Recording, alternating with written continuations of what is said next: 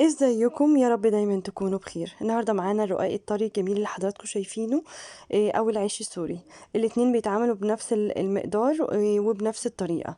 عايزه اقول لكم ان هو سهل وبسيط جدا ومش مكلف زي ما هتشتروه من بره. الكيس بيبقى فيه حوالي 5 6 وحدات، وطبعا مع غلاء الاسعار مكلفين. احنا من كيلو دقيق هنعمل الكميه اللي حضراتكم هتشوفوها في الفيديو. عندنا المقادير بتاعتنا، انا سايباها لكم في صندوق الوصف. وعايزه اقول لكم انها مقادير سهله وبسيطه خالص. هنا عندنا كيلو دقيق، انا حطيت عليه رشه ملح، حوالي معلقه صغيره سكر. طبعا هنعلي الريسيبي بتاعنا بمعلقتين لبن بودره ونص كوبايه زيت. عايزه اقول لكم ان هم اكتر اللي شغالين او اكتر العيش اللي بتجيبوه من بره هو عباره عن دقيق وميه وملح، مفيش اكتر من كده. العجينه بتاعتنا هتكون عجينه مقفوله، يعني عجينه متماسكه مش لينه ولا طريه. طبعا هنديها ميه لحد ما تتماسك معانا وهنعجنها كويس زي عجينة الفطير بالظبط، يعني اشبه ليها.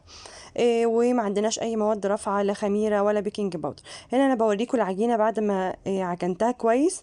وهنا بعد ما كانت ارتاحت، هنبدأ نقطعها زي ما حضراتكم شايفين. طبعا حجم الرغيف ده متوقف على الحجم اللي انتوا عايزينه. انا عملته هنا على قد الصينيه اللي انا هشتغل عليها او الجريل. طبعا هم بره بيشتغلوا على الجريل ظهر. طبعا لو مش موجود في البيت نقدر نشتغل على صينيه عادي ألمونيا تكونوا انتوا مستغنيين عنها زي ما هتشوفوا معايا دلوقتي. سيبنا العجينه طبعا ترتاح مرتين، لما عجناها ولما قطعناها. دي اهم حاجه في العيش، لان احنا طبعا ما عندناش مواد رافعه تساعد على تكوين الجلوتين عندنا في العجينه بتاعتنا. هنا بنفرد الرغيف بتاعنا طبعا على دقيق كتير عشان احنا عايزينه يكون سمكه طبعا رقيق جدا، لان ده طبعا رقاق. انتوا عارفين الرقاق بيبقى رفيع جدا، فعايزينه يكون ملوش سمك زي ما حضراتكم شايفين في الفيديو. هنفرده ونبدأ نكون مسخنين الصينية بتاعتنا. طبعا هما بيشتغلوا على الجريل الظهر. طبعا لو مش متواجد عندنا زي ما انا هعمل كده، زي ما حضراتكم شايفين في الفيديو. انا عندي صينية ألمونيا، وهفرد عليها العيش بتاعي وهخبزه على نار متوسطة. انا بوريكم العيش. طبعا احنا هنفرده على الصينية، نكون دهنينها بزيت، وطبعا نقلبه باستمرار، ما نسيبوش لحد ما ياخد لون. يعني انا بوريكم اول ما يبدأ الفقاقيع اللي عندنا دي تاخد اللون ده، نبدأ نشيل الرغيف بتاعنا ونحط غيره.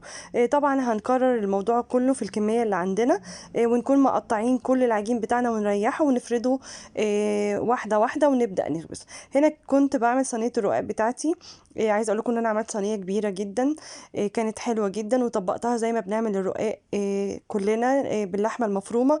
وسقيتها طبعا لبن وشوربه، وطبعا حطيت زبده وزيت ما بين الطبقات. بوريكم هنا باقي العيش اللي عندي او الرقاق الطري، وتقدروا تستعملوه سواء عيش للسندوتشات السوري او تعملوا بيه رقاق طري زي ما انا عملت. طبعا هعين بقيه الكميه دي عندي في الفريزر، وان شاء الله هنعمل فيديو تاني نبقى نعمل السندوتشات السوري اللي كلنا بنحبها، وهنعملها في البيت وتكون نظيفه ومش مكلفه. وصفتنا سهلة وبسيطة ومش مكلفة، تقدروا تنفذوها في البيت. هنا كنت بوريكم الرقاق وقد ايه الطبقات بتاعته كانت جميلة، وكان طعمه جدا حلو، وقد ايه كان هش وطري.